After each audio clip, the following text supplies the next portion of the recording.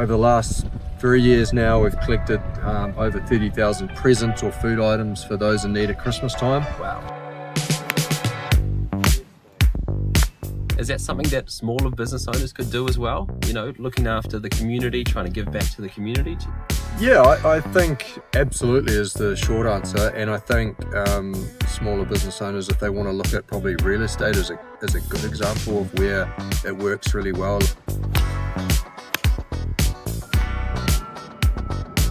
I'm sure you've played a lot of golf with the gents. Who's the best golfer? At the Blues? Yeah.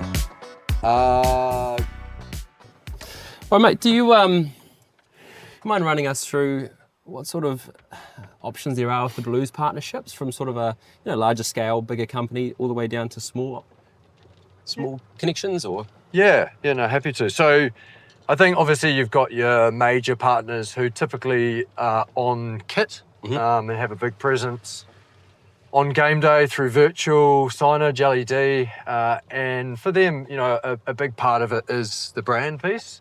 But then we have, smaller partnerships where it's more about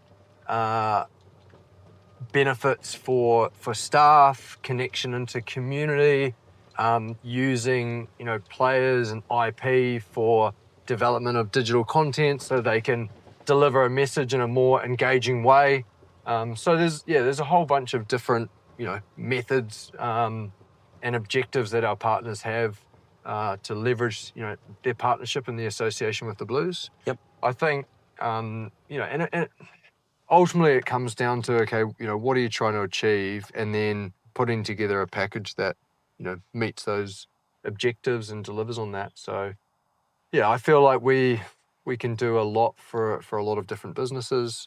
For some of ours, like, if I use an example as an insurance broker, for them, they're really trying to really work the network hard. They're working alongside our other partners. They're talking to our board.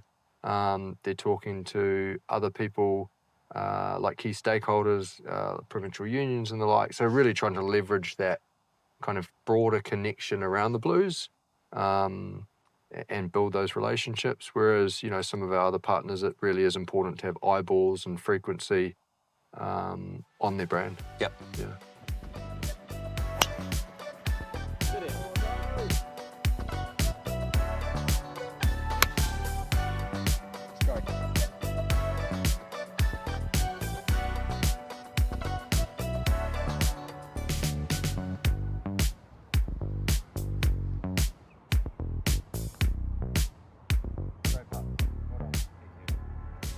And so what sort of clientele are you looking for? Are you pretty picky with accepting partnerships, so they have to match your model and sort of what you're looking for?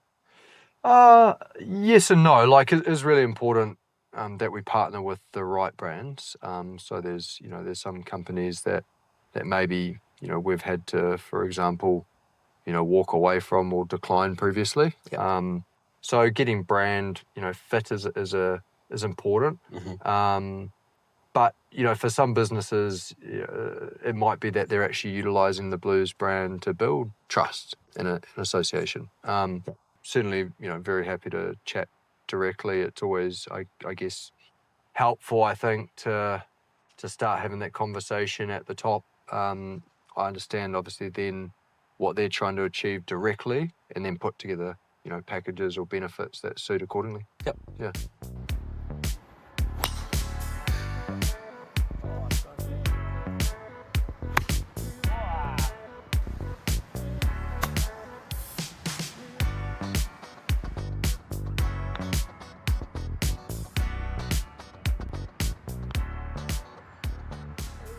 Example for you, like I specifically work in the finance industry. There's a lot of large, mortgage broker companies. Yep.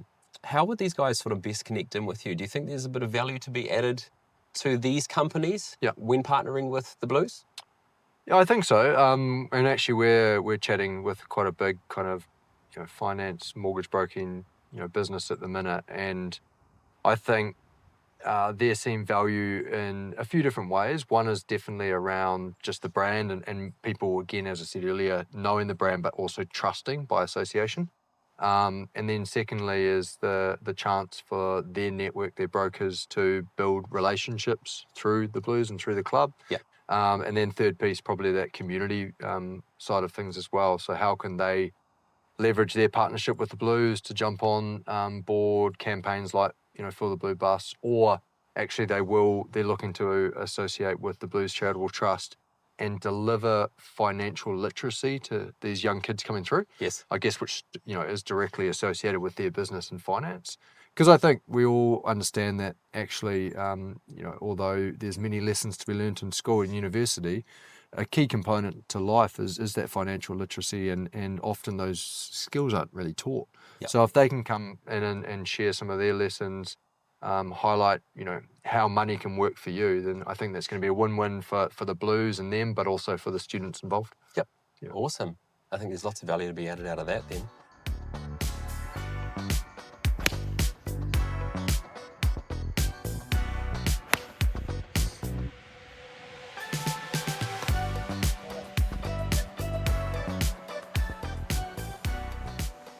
Mate, you're talking about there's only a handful of sort of professional sports teams in New Zealand.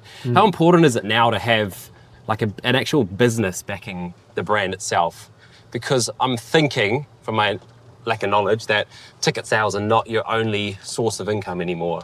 There has to be other ways of making money. Yeah, absolutely. I think it's critical that you have a business. Obviously, for a lot of sports, broadcast is still the golden goose and is a really important funding element. But, you've seen, for example, with netball recently, that if that funding's not there, then it makes it really challenging to run a club, to run a league. And so I think having other elements, other revenue streams, being it traditional, like, partnership, sponsorships, hospitality, merchandise, the obvious ones, but then actually trying to look at other ways to monetize your business. And there's, we've recently trialed things like, holiday programs. We've got a couple of international relationships, so like almost like a consultancy to a rugby club in Japan. So you've got to consider other ways that you can bring revenue in, because to be successful in high performance sport, it takes a lot of money. Yeah, I can imagine. Yeah. Framed it.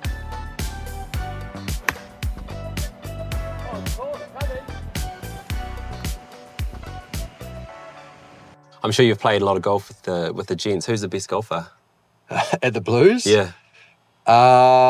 Good question. I guess a couple come to mind. Harry Plummer, who's actually just left, but he's a very good golfer. Ricky Riccatelli is a very good golfer. Yep. Bowden Barrett, young Peyton Spencer.